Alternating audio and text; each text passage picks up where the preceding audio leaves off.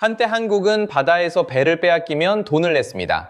그런데 어느 날 한국이 총을 꺼내 들었습니다. 2006년부터 2010년까지 소말리아 해적에게 납치될 때마다 한국은 협상하고 몸값을 지불했습니다.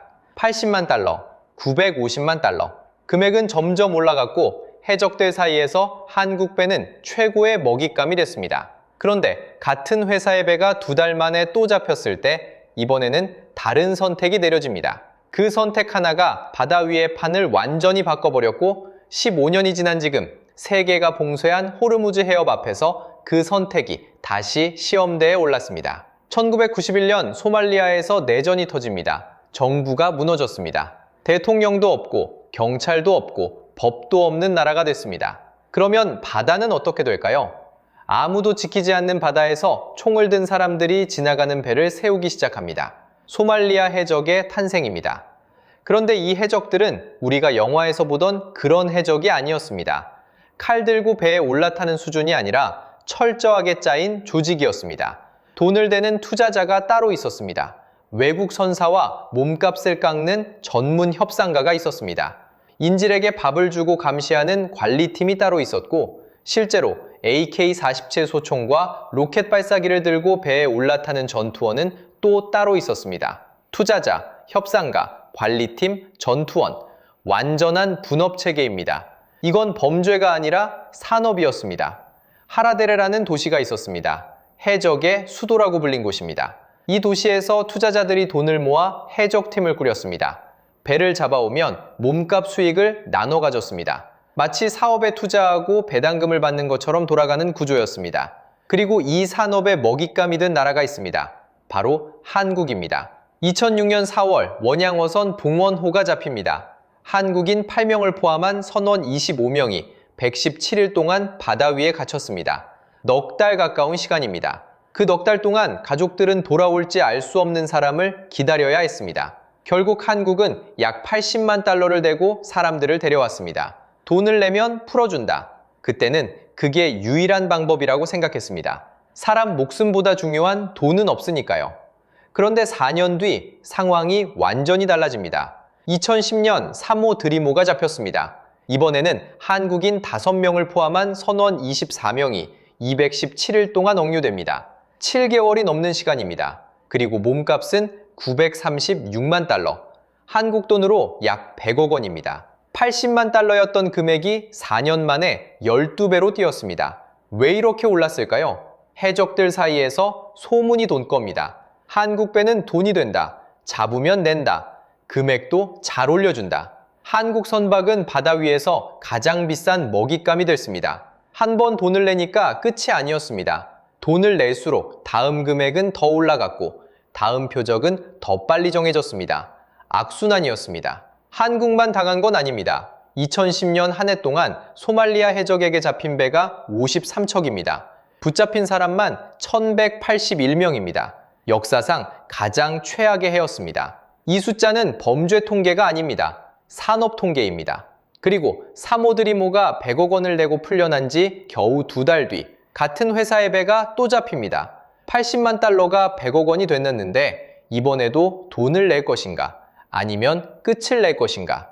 2011년 1월 15일 3호 드리모가 풀려난 지 겨우 2달이었습니다. 같은 회사의 배가 또 잡혔습니다. 3호 주얼리호 1만 1566톤짜리 화학물질 운반선이었습니다. 아라비아의 한복판에서 소말리아 해적 13명이 배에 올라탔습니다. 배 안에는 선원 21명이 타고 있었습니다. 한국인 8명을 포함해서 미얀마와 인도네시아 선원들까지. 이 사람들의 목숨이 해적 손에 넘어간 겁니다. 배 위에서 가족 연락도 못한 채 언제 풀려날지 모르는 상황에 놓인 겁니다. 문제는 또 있었습니다. 이 배의 화물칸에는 메탄올 같은 인화성 화학물질이 가득 실려 있었습니다. 불이 잘 붙는 화학물질입니다. 총알 한 발이 화물칸에 잘못 맞으면 배째로 폭발할 수 있었습니다. 해적들이 들고 있던 무기는 AK-47 소총과 RPG 로켓 발사기였습니다. 영화에서나 보던 그 무기를 진짜로 들고 선원들 머리에 겨누고 있었던 겁니다. 여기서 한 가지 생각해봐야 합니다.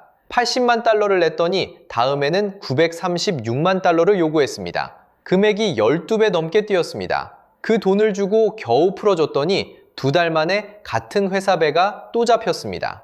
돈을 낼수록 더 잡히는 구조입니다. 이번에도 돈을 내면 3번째는 반드시 옵니다. 4번째도 옵니다.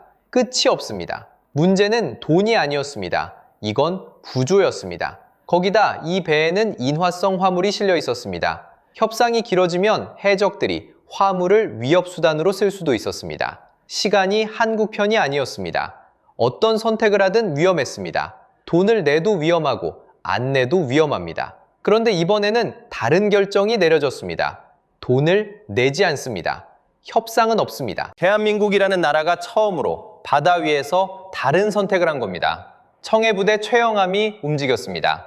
충무공 이순신급 구축함, 약 4,500톤짜리 두남입니다. 슈퍼링스 헬기까지 탑재한 이 배가 3호 주얼리고를 향해 추적을 시작했습니다. 대한민국이 바다 위에서 직접 군사작전을 벌이기로 한 겁니다. 한 번도 해본 적 없는 해외 인질 구출 작전이었습니다. 실패하면 선원 21명의 목숨이 날아갑니다. 성공해도 인화성 화물 때문에 한순간에 뒤집힐 수 있습니다. 그런데 첫 번째 시도는 실패했습니다. 해적들은 선원들을 방패 삼아 버텼습니다. 인화성 화물이 가득한 배에 무작정 총을 쏠 수도 없었습니다. 자칫하면 구하려던 사람들까지 다치는 겁니다. 작전 실패. 처음 해보는 작전이었고 변수가 너무 많았습니다. 보통이라면 여기서 물러나는 게 맞을 수도 있습니다. 그런데 이 팀은 포기하지 않았습니다. 특수부대원들은 배 위에서 쓸 수 있는 즉석 방탄판을 그 자리에서 직접 만들었습니다. 교과서에 없는 걸 현장에서 만들어낸 겁니다. 그리고 작전을 처음부터 다시 짰습니다. 헬기가 먼저 반대편으로 날아갑니다. 해적들의 눈이 하늘로 쏠립니다. 양동작전이었습니다. 해적들이 헬기를 올려다보는 바로 그 순간 특수부대가 반대편에서 배에 올라탔습니다. 실패한 작전을 현장에서 뒤집은 겁니다. 이 작전에서 누구보다 중요한 역할을 한 사람이 있었습니다. 석혜균 선장이었습니다. 해적에게 잡혀 있으면서도 선장은 포기하지 않았습니다. 해적들에게 이런저런 이유를 대며 시간을 끌었습니다. 배의 구조를 가장 잘 아는 사람이었습니다. 그 지식으로 아군이 들어올 수 있는 틈을 직접 만들어냈습니다. 총도 없이 해적의 손 안에서 머리로 싸운 겁니다. 선장이 그 시간을 벌어주지 않았다면 이 작전은 성공하기 어려웠을 겁니다. 2011년 1월 21일 새벽 4시 58분 최종 도립작전이 시작됐습니다. 전투는 4시간 58분 동안 이어졌습니다. 해적 13명 중 8명이 사살됐습니다. 5명이 생포됐습니다. 그리고 선원 21명은 전원 구출됐습니다. 해적 13명대 특수부대, 인화성 화물이 실린 배 위에서 벌어진 전투였는데 선원은 단 한 명도 잃지 않았습니다. 대한민국 군이 해외에서 인질을 구출한 건 이날이 처음이었습니다. 그런데 석혜균 선장은 작전이 벌어지는 동안 총탄 6발을 맞았습니다. 총탄 6발입니다. 그런데 선장은 살아있었습니다. 이국종 교수가 수술대 위에서 선장을 살려냈습니다. 해적한테 잡혀서도 끝까지 버텼고 총을 6발이나 맞고도 살아남았습니다. 이 작전의 이름이 아덴만 여명작전입니다. 2011년 1월 21일 대한민국이 세상에 메시지를 보낸 겁니다. 한국 배를 건드리면 군이 옵니다. 돈으로 해결하던 나라가 이날 달라졌습니다. 협상은 없습니다. 그리고 이 작전 하나가 바다 위의 판을 바꿉니다. 작전이 성공한 건 알겠는데 그래서 뭐가 달라졌냐고요? 숫자가 말해줍니다. 2010년 소말리아 해적에게 잡힌 배는 53척이었습니다. 사상 최악이었던 그 해를 기준으로 보겠습니다. 아덴만 여명작전이 있었던 2011년에는 28척으로 반 가까이 줄었습니다. 2012년에는 14척, 그리고 2013년에는 단 2척이었습니다. 3년 만에 53척이 2척이 된 겁니다. 왜 이렇게 급격하게 줄었을까요? 해적들 사이에 소문이 퍼진 겁니다. 한국 배를 건드리면 군이 온다. 돈을 주고 끝나는 게 아니라 군함이 쫓아오고 특수부대가 배 위로 올라탄다. 이 인식 하나가 바다 위의 규칙을 바꿔버렸습니다. 아까 80만 달러에서 100억 원까지 올라갔던 몸값 기억하시죠? 더 이상 그 돈을 낼 일이 없어진 겁니다. 사실 이건 한국이 처음은 아닙니다. 프랑스가 2008년에 먼저 보여줬습니다. 자국 선박이 잡혔을 때 해군 특수부대를 보내서 군사작전으로 인질을 구출했습니다. 그 뒤로 프랑스 배에 대한 공격은 눈에 띄게 줄었습니다. 프랑스를 건드리면 군이 온다. 그것만으로 충분했습니다. 한국도 이제 같은 메시지를 세계에 보낸 겁니다. AP통신은 이 작전을 대담하고도 보기 드문 공격이라고 보도했습니다. 세계적으로 인명피해 없이 필압된 상선을 군사작전으로 구출한 사례는 5손가락 안에 꼽힙니다. 한국이 그 안에 들어간 겁니다. 돈 내고 해결하던 나라가 세계가 주목하는 작전을 해낸 겁니다. 그런데 청해부대는 여기서 멈추지 않았습니다. 해적만 잡는 부대로 남지 않았다는 뜻입니다. 2011년 리비아에서 내전이 터졌을 때 최영함이 출동해서 우리 교민 32명을 안전하게 빼냈습니다. 2015년 예멘에서 전쟁이 벌어졌을 때는 부남 위에 대한민국 최초의 임시대사관을 세웠습니다. 바다 한가운데 떠있는 대한민국 영토를 만든 겁니다. 2020년에는 아덴만을 넘어서 페르시아만까지 작전 영역을 넓혔고 2021년 이란 혁명수비대가 한국 유조선 한국 케미오를 납포했을 때는 최영함이 급파돼서 압박했습니다. 해적 잡는 부대에서 시작해서 교민을 구하고 외교를 지키고 유조선을 호위하는 부대로 바뀐 겁니다. 44진까지 누적으로 약 4만 3천여 척의 배가 청해부대의 호위 아래 안전하게 바다를 건넜습니다. 4만 3천 척입니다. 그 배 한 척마다 선원들이 타고 있었고 그 선원들에게는 집에서 기다리는 가족이 있었습니다. 청해부대가 지킨 건 배가 아니라 사람이었습니다. 억제력은 강함에서만 나오지 않습니다. 신뢰에서 나옵니다. 건드리면 반드시 온다는 믿음. 그 믿음을 15년 동안 한 번도 빠짐없이 바다 위에서 증명해 온 겁니다. 그런데 2026년 이 억제력이 다시 시험대에 올랐습니다.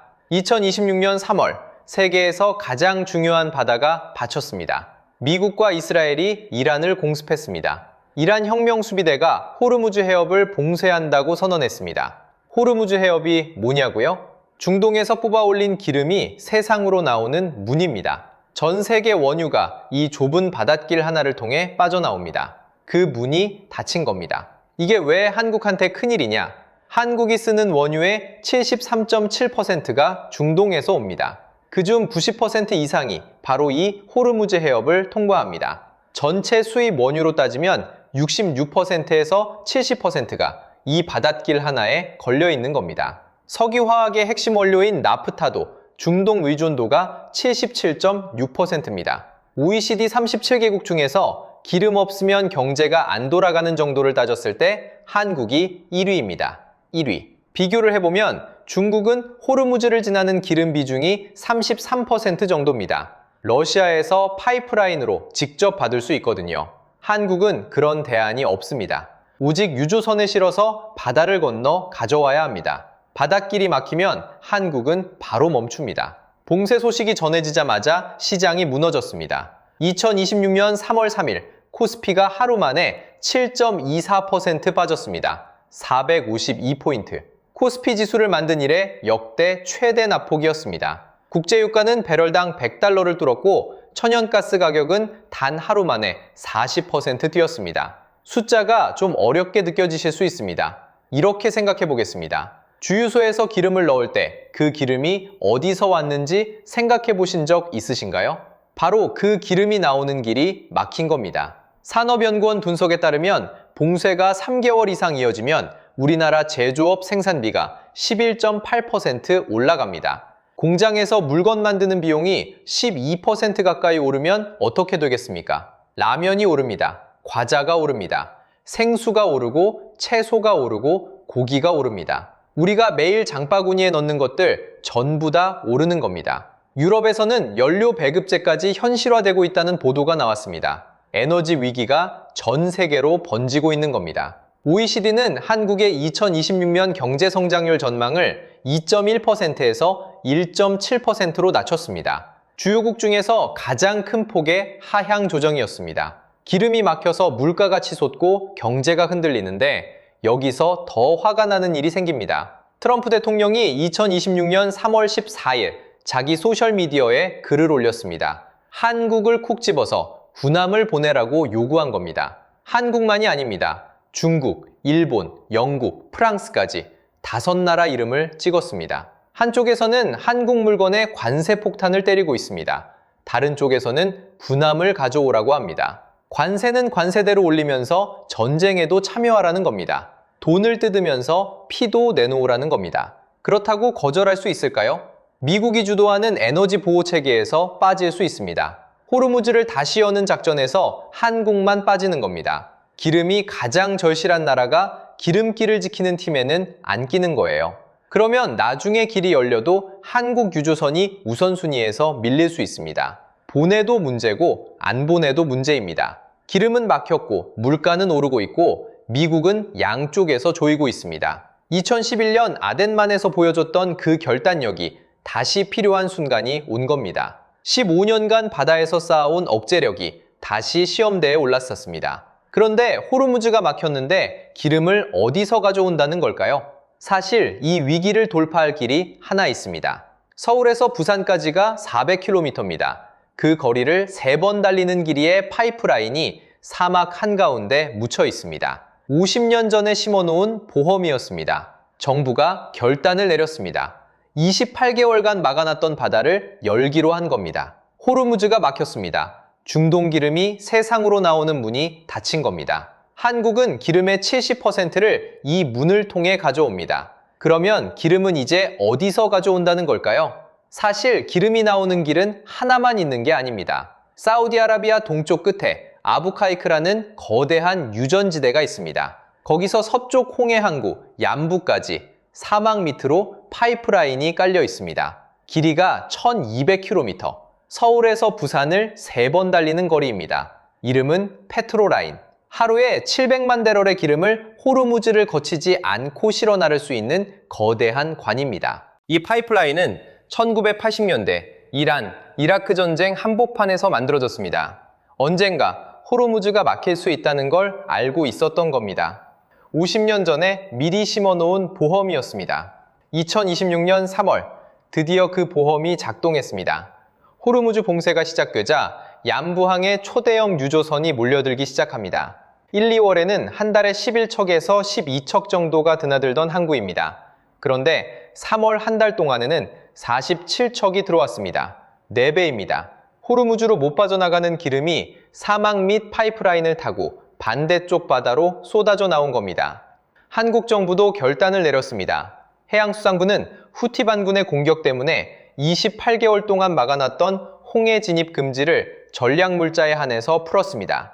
호르무즈가 막혔으니 홍해로 가겠다는 결정이었습니다. 그리고 4대 정유사가 동시에 움직였습니다. SK이노베이션, GS칼텍스, S오일, 현대오일뱅크 이 4회사가 한꺼번에 17개국을 뛰어다니며 대체 원유를 긁어모았습니다. 누군가는 이 팀을 K구매단이라고 불렀습니다. 4월에 5천만 배럴, 5월에는 6천만 배럴, UAE 한 나라에서만 2,400만 배럴을 우선 공급받기로 합의했습니다. 비축량도 봐야 합니다. 정부가 쌓아놓은 비축유가 7,648만 배럴입니다. 민단 비축유가 7,383만 배럴입니다. 여기에 3개월 안에 추가로 확보할 물량 3,500만 배럴까지 다 합치면 208일을 버틸 수 있습니다. 약 7개월입니다. 그리고 그 기름을 싣고 오는 유조선 옆에는 청해부대 47진 대조영함이 붙어 있습니다.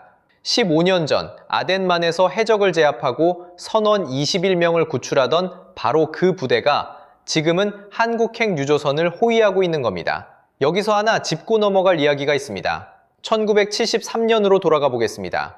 그 해 오일 쇼크가 터졌습니다. 원유 가격이 석 달 만에 4배로 뛰었고 물가는 25%까지 치솟았습니다. 기름이 없어서 나라 전체가 흔들렸습니다. 그때 정주영이 사우디로 갔습니다. 아무도 안 가려 하던 사막에서 주베일 산업항 건설을 따냈습니다. 계약 금액이 9억 3,114만 달러, 당시 한국 전체 예산의 4분의 1에 해당하는 돈이었습니다. 이 한 건을 시작으로 중동 건설붐이 터졌고 한국 외화 수입의 85%가 중동 오일머니에서 나왔습니다. 한강의 기적은 이 돈 위에서 시작된 겁니다. 그리고 50년이 흘렀습니다. 그때 사막에서 벌어서 깔아놓은 파이프라인과 항구 인프라 위를 2026년 한국 유조선이 달리고 있습니다. 위기가 올 때마다 한국은 뚫었습니다. 1973년에도 그랬고 2011년에도 그랬습니다. 이란 왕세자 레자 팔라비는 이렇게 말한 적이 있습니다. 이란은 중동의 한국이 됐어야 했는데 북한이 됐다. 한국의 1인당 GDP는 약 36,000달러입니다. 이란은 5,190달러입니다. 같은 시간이 흐르는 동안 한 나라는 문을 열었고 한 나라는 문을 닫았습니다. 그러면 이 위기 얼마나 갈까요? 그러면 이 위기는 앞으로 어떻게 될까요? 대외경제정책연구원이 3가지 시나리오를 내놨습니다. 첫 번째, 3개월 안에 끝나는 경우입니다. 유가는 배럴당 90달러대에서 머물고 비축유와 대체 원유로 충분히 버틸 수 있습니다. 가장 좋은 시나리오입니다. 두 번째, 봉쇄가 6개월 넘게 길어지는 경우입니다. 유가가 117달러를 넘기면서 라면부터 과자, 고기까지 전부 오릅니다. 소비자 물가가 1.1%포인트 오르고 성장률은 0.3%포인트 떨어집니다. 주유소에서 기름 넣을 때 체감이 확 달라지는 수준입니다. 세 번째, 에너지 시설까지 공격당하는 최악의 경우입니다. 유가가 200달러까지 치솟습니다. 물가는 오르는데 경제는 멈추는 스태그플레이션이 올 수 있습니다. 지금 상황은 녹록지 않습니다.